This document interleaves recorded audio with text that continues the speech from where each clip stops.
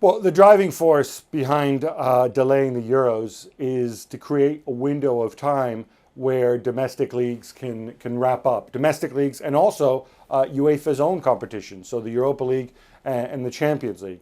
Again, the fact of the matter is we don't know when we're going to get the all clear to start playing again, but we know that it's extremely unlikely that we'll get the all clear with enough time left that you can finish all the domestic leagues and play the Euro as scheduled, commencing June 12th in Rome.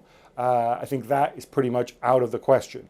This is something everybody agreed on. Obviously, there's a ton of money at stake for the different leagues and a ton of money at stake for UEFA as well in terms of finishing the Champions League and finishing the Europa League.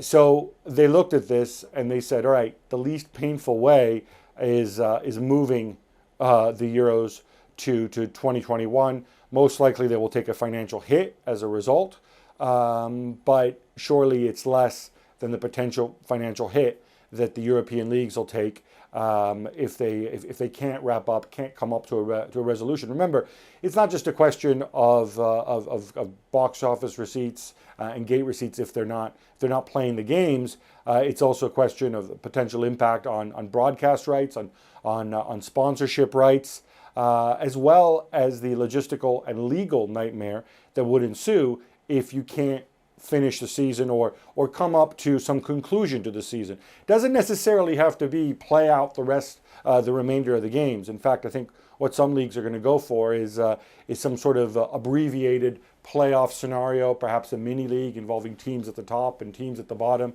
But the key element here, though, was the notion that without moving the Euros, you have no shot at getting this done. I don't think that we can draw any conclusions about what this means for the European leagues. We are in the hands of the pandemic. It's as simple as that. And the fact of the matter is, to go out there and think that simply because UEFA have moved the Euros and effectively added a month to the European calendar, maybe even leaving leagues the possibility of playing on further into July and August. The reality is not everybody's going to do that, and everybody's going to want to do that. I think individual leagues are going to have to make their own decisions about what's right for them based on climate, based on calendars, based on what else is going on at that time of year. Footballers are also guaranteed X amount of time off. How's that going to play into it? So I think there's a strong appetite in some leagues to go out and play the entire league schedule, even if it means doing so through June and maybe even into July, and cramming a lot of games together. I think other leagues might say, no, look, we're gonna put maybe player safety first. We think that we'll get the all clear on this day, so we're only gonna play 6, 8, 10, 12 fixtures, whatever it is, and perhaps fill that in with domestic cups or Europa League or Champions League games if that allows. But I really don't think there is a one-size-fits-all solution to the domestic leagues.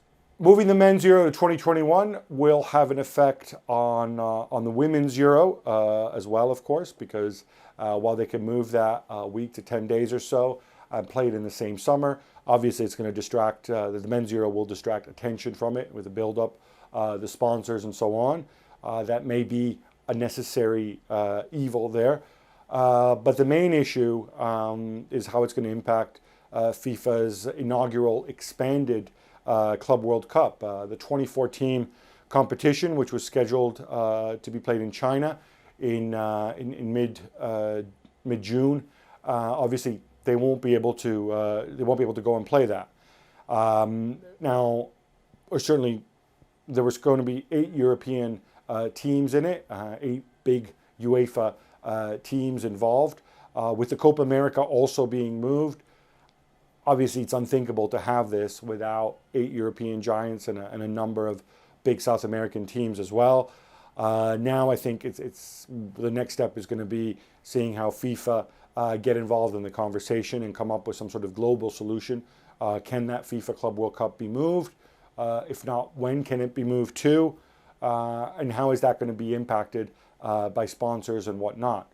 What nobody wants to see, I think, just for the good of football, is this turning into a catfight where maybe some big European clubs say, no, you know what, we'd rather not release our players for the Euros. We'd rather go and play in the FIFA Club World Cup or whatnot. That would obviously be a really, really bad solution. I think we can expect a lot of diplomacy ahead. The Club World Cup was a real priority for FIFA and their president, Gianni Infantino. I think they're going to have a solution, and most likely it means that it won't be played in June of 2021 as scheduled. Well, thank you very much for watching ESPN on YouTube. For more sports highlights and analysis, be sure to download the ESPN app. And for live streaming, premium content, and let's not forget as well, ESPN FC 7 days a week. Subscribe to ESPN Plus.